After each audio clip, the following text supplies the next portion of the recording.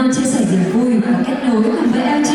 Ngay sau đây để đánh dấu cho sự hợp tác bền vững và ngày càng phát triển giữa LG Electronics Việt Nam và quỹ đối tác ngành hàng giải pháp không khí trong khu vực miền Trung và Tây Nguyên, xin mời quý vị sẽ cùng đến với nghi thức nâng ly khai tiệc.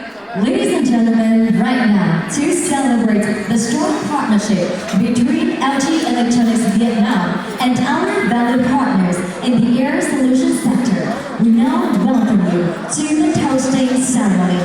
Before we proceed, please join me in welcoming Mr. Song In Kwan, General Director of Sales and Marketing of LG Electronics Vietnam, to share a few remarks. Please welcome.